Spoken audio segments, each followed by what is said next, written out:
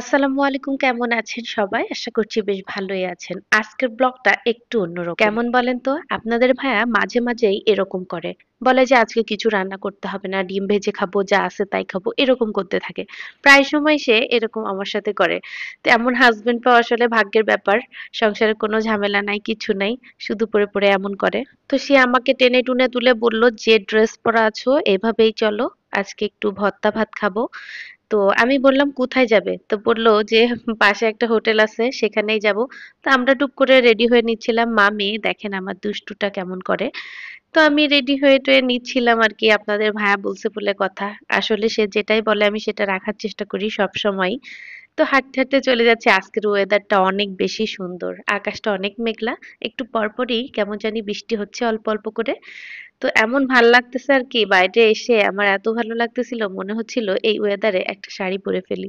দুজনে হাঁটতে হাঁটতে গল্প করতে করতে পথটা চলতেছিলাম। আমরা দুজনে এমন বন্ধুর মতোই সব সময় অনেক গল্প গুজব করি।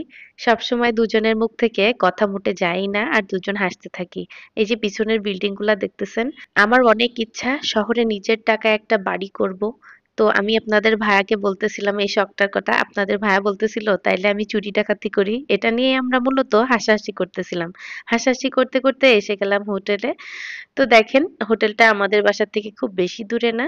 তো চলে আসছি হোটেলে। এসে আমার মেয়ের অবস্থা দেখেন, কিছুদিন আগেই সে জ্বর থেকে উঠছে। মুখটা একবারে শুকায় গেছে, কিছুই খাচ্ছে না। তো তাকেও নিয়ে আসলাম। তাকে অবশ্য আমি বাসা থেকে সুজি খাওয়ায় নিয়ে আসছি। দেখেন আমরা সব সময় বিরিয়ানি, অনেক মজার মজার খাবার, ফ্রাইড রাইস, পাস্তা, পিৎজা এগুলো খাওয়ার জন্যই হোটেলে আসি। কিন্তু কখনোই কি এমন ডাল আর ভর্তা খাওয়ার জন্য হোটেলে এসেছেন আপনারা? আমার বরের এমনই সব কাজ কারবার। অদ্ভুত অদ্ভুত কাজ করে সে। দেখেন এখানে এখানে বেগুনের ভর্তা ছিল, ডিমের ভর্তা ছিল, আলুর ভর্তা ছিল, তারপরে ছিল হচ্ছে চিংড়ি মাছের ভর্তা আর ডাল। তো এখানের বেগুন ভর্তাটা এত বেশি মজা লেগেছে। এটা হলো সাতক্ষীরার পানসী রেস্টুরেন্ট। আমার মেয়েকে একটু দিচ্ছিলাম, সে কিছুই খেলো না।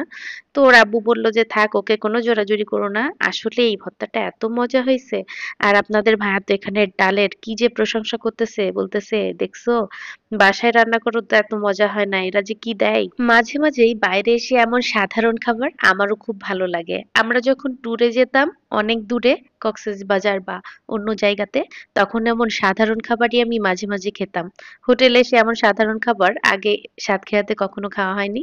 তো বেশ ভালোই লাগতেছিল। ভর্তাগুলো অনেক মজা ছিল এখানের। মাত্র 250 টাকাতে দুইজনের খাওয়া কমপ্লিট করে ফেললাম। আর এদিকে দেখেন আমি বসে বসে খিরায় খাচ্ছি। দিন দিন তো মোটু হয়ে যাচ্ছি। বাঙালি ফাউ পেলে কেরোসিনও নাকি খেয়ে ফেলে, আর এটা তো খিরাই। আমি খাবো না?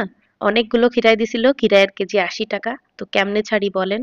বসে বসে খিরাইগুলো সব খাচ্ছিলাম। আর আমার হাজবেন্ড তো হেসে কুটি কুটি করে ফেলতেছে, বলতেছে তুমি কি একটাও রাখবা না? আর আমার হাজবেন্ড এখনো বসে বসে সেই ডাল আর ভর্তা দিয়েই ভাত খাচ্ছিল। আর আমার তো খাওয়া শেষ, আমি যেহেতু অল্প খাই। এমন হাজবেন্ড কজনের কপালে জোটে বলেন তো? মাঝে মাঝে আমাদের মেয়েদের এমন ছুটি পেতে ইচ্ছা করে সংসারের কাজ থেকে। আর এই যে জিনিসটা, এটা হলো বিদায়ের খাবার। এই জিনিসটা আমার মেয়ে অনেক পছন্দ করে খাচ্ছে। আমি তাকে বলতেছিলাম হ্যাঁ তুমি তো অকাজের জিনিসটাই খাবা। তো এই জিনিসটা আমার আসলে অনেক ভালো লাগে। লোকজন তাকাতাকি করতেছিল, তাতে আসলে আমার কিছুই যায় আসে না। তো আজকের ভিডিওটা এই পর্যন্ত। টাটা।